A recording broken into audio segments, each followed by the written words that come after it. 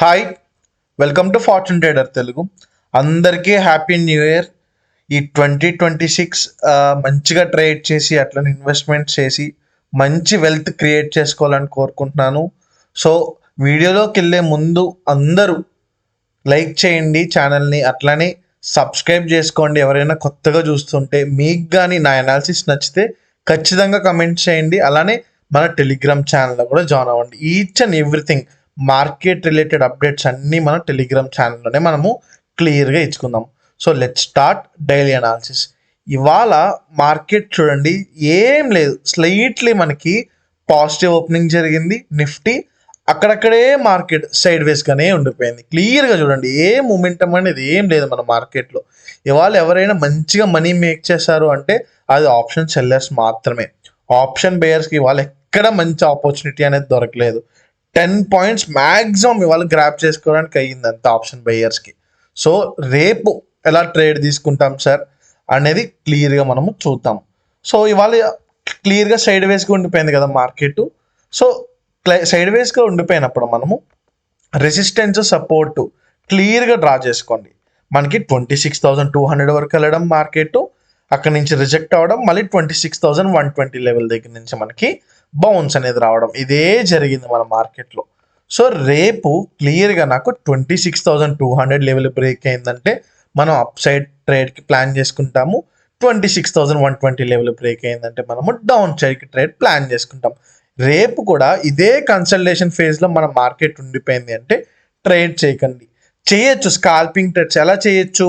26,200కి వెళ్ళి రిజెక్ట్ అయినప్పుడు PE trade తీసుకోవడం, 26,120 దగ్గర వచ్చి రివర్సల్ అయినప్పుడు మనం సిఈ ట్రేడ్ తీసుకోవడం. బట్ మ్యాక్సిమం మనం 10 పాయింట్స్ కన్నా ఎక్కువ గ్రాప్ చేయలేం.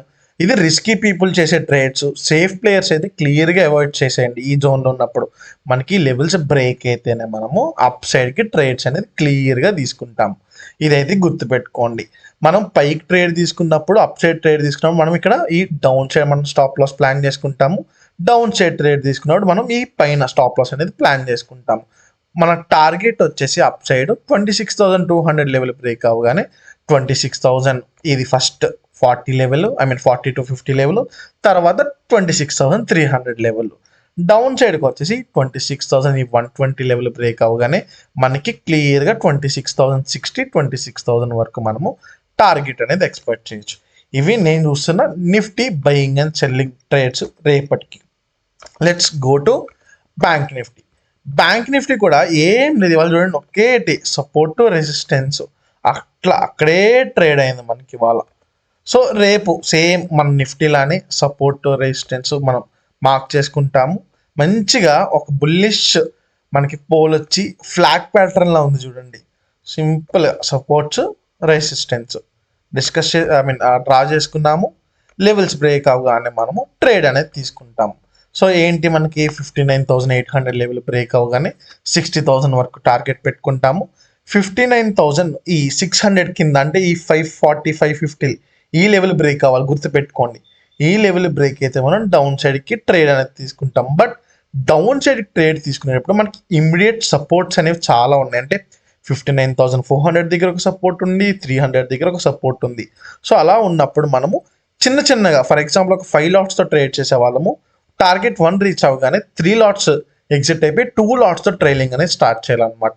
ఇట్లా ట్రేడ్ చేసుకుంటూ మనం ట్రైలింగ్ స్టాప్ లాస్ పెట్టుకో మనం ట్రేడ్ చేసుకుంటే మంచి రైడ్ వస్తే మంచిగా మనము రైడ్ని ట్రెండ్ని రైడ్ చేయొచ్చు అనమాట. సో ఇవి నేను చూస్తున్న bank Nifty trades. Let's go to Sensex. Sensex కూడా సేమ్ అట్లానే మనకి కన్సల్టేషన్ ఫేజ్లో కూడా ఉండిపోయింది. సో సెన్సెక్స్లో మనం రేపు ట్రేడ్స్ ఎలా తీసుకోవాలి గుర్తుపెట్టుకోండి. రేపు మనకి ఫ్రైడే రోజు మన మార్కెట్ ఎక్కువ మూమెంటం అనేది ఉండదు. ఎందుకంటే ఫ్రైడేస్ ఆర్ డ్రై డేస్ అని పిలుస్తాం కాబట్టి మనం. ఎందుకంటే వీకెండ్ దగ్గర వీకెండ్ వచ్చేస్తుంది, మోస్ట్ ఆఫ్ ది ట్రేడర్స్ అనేవాళ్ళు ఇంట్రెస్ట్ చూపించారు కాబట్టి. సో రేపు కూడా మనకి ఈ 59,500 లెవెల్ బ్రేక్ అయిందంటే బై చేయొచ్చు. బట్ ఇంకా సేఫ్ ఎంట్రీ కావాలి అనుకుంటే ఖచ్చితంగా మనకి 85,800 లెవెల్ బ్రేక్ అయితేనే మనము ట్రేడ్ తీసుకోండి. సేఫ్ ప్లేయర్స్కి చెప్తున్నారు. రిస్కీ పీపుల్ అయితే 85,500 లెవెల్ బ్రేక్ అయ్యాక కూడా మీరు తీసుకోవచ్చు. సేఫ్ ప్లేయర్స్ అయితే ఈ లెవెల్ బ్రేక్ అయ్యాక మీరు ట్రేడ్ అనేది అప్ సైడ్కి చూడొచ్చు. డౌన్ సైడ్కి వచ్చేసి ట్రేడ్ ఎక్కడ ప్లాన్ చేసుకుంటాం సార్ అంటే క్లియర్గా గుర్తుపెట్టుకోండి 85,000 అనేది మనకి మంచి రౌండ్ ఫిగర్. సో ఈ 85,000 కింద మనకి క్యాండిల్ సస్టైన్ అయ్యి లో బ్రేక్ అయితేనే మనం డౌన్ సైడ్ ట్రేడ్ తీసుకుని ఒక 200 పాయింట్స్ మనం ఈజీగా ఎక్స్పెక్ట్ చేయొచ్చు సెన్సెక్స్లో. అంటే 24,800 వరకు మనము టార్గెట్ అనేది పెట్టుకోవచ్చు అనమాట. సో ఇవి నేను చూస్తున్న నిఫ్టీ, బ్యాంక్ నిఫ్టీ, సెన్సెక్స్ ఒక అప్ సైడ్ డౌన్ సైడ్ మన ట్రేడ్స్.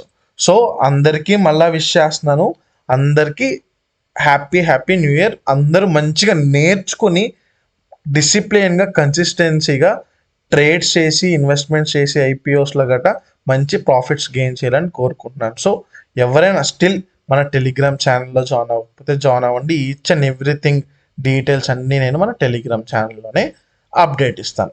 సో మీకు కానీ నా వీడియో నచ్చిందంటే కమెంట్స్ చేయండి, అట్లనే లైక్ చేయండి, సబ్స్క్రైబ్ చేసుకోండి. Thank you guys.